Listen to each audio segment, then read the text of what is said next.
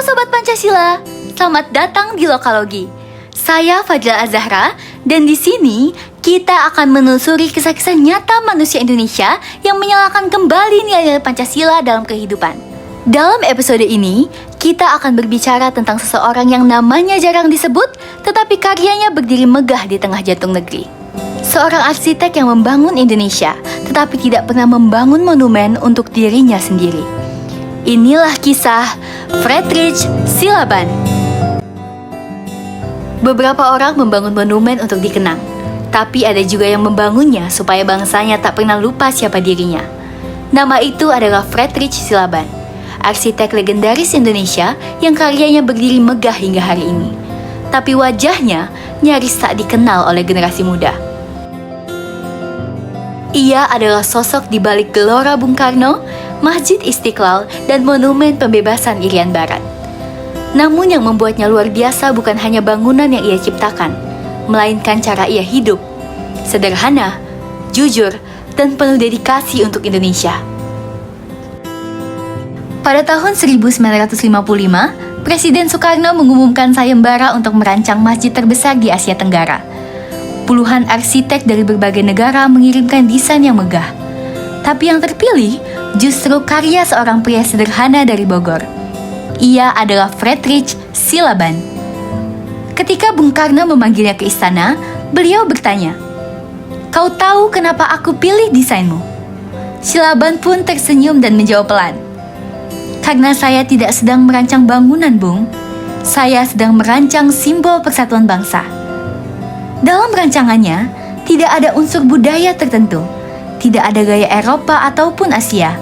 Ia hanya menggambar garis-garis tegas yang sederhana namun bermakna, agar setiap warga Indonesia dari manapun asalnya dapat merasa bangga memilikinya.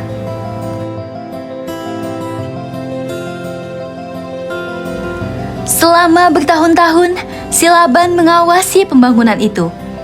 Ia bekerja dari pagi hingga malam, seringkali tanpa pulang. Banyak sekali yang menawarkan fasilitas, jabatan, dan bahkan uang. Tetapi ia menolak semuanya. Ia pernah berkata, "Kalau semua orang sibuk menghitung untung, siapa yang akan menghitung masa depan bangsa ini?" Friedrich Silaban hidup di masa yang sulit. Indonesia baru saja merdeka. Dana negara terbatas, alat berat minim, dan teknologi belum secanggih sekarang. Tapi bagi Silaban, keterbatasan bukan alasan untuk berhenti. Ia selalu berkata kepada para pekerjanya, "Kalau kita mau membangun bangsa ini, jangan menunggu lengkap. Bangunlah dengan apa yang kita punya." Ia makan di warung yang sama dengan para tukang. Tidak ada jarak, tidak ada gelar, dan ia menghargai setiap orang tanpa memandang pangkat atau latar belakang. Ketika seseorang bertanya kenapa ia tidak mengambil bayaran besar seperti arsitek lain, ia menjawab dengan tenang, "Saya tidak sedang membangun untuk diri saya.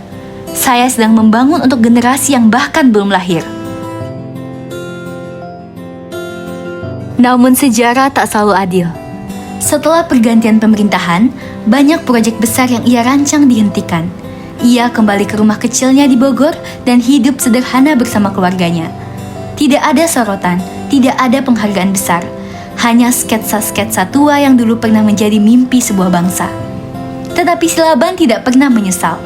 Dalam catatannya ia menulis, "Kalau suatu saat bangsa ini menjadi besar, mungkin orang tidak akan mengingat siapa yang menggambarnya. Tapi itu tidak penting. Yang penting, bangsa ini berdiri di atas karya yang lahir dari kejujuran."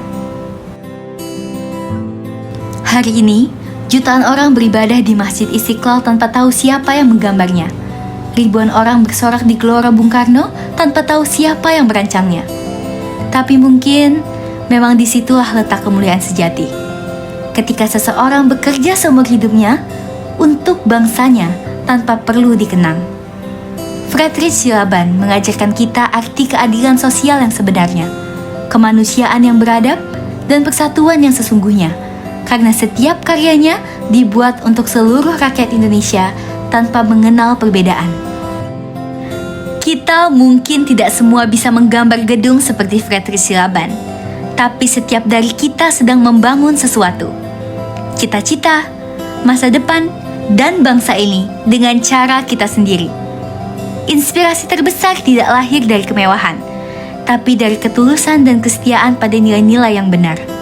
Saya Fadila Azahra, dan inilah Lokalogi, ruang di mana nilai-nilai Pancasila hidup dalam kisah nyata manusia Indonesia. Terima kasih telah mendengarkan. Sampai jumpa di episode selanjutnya.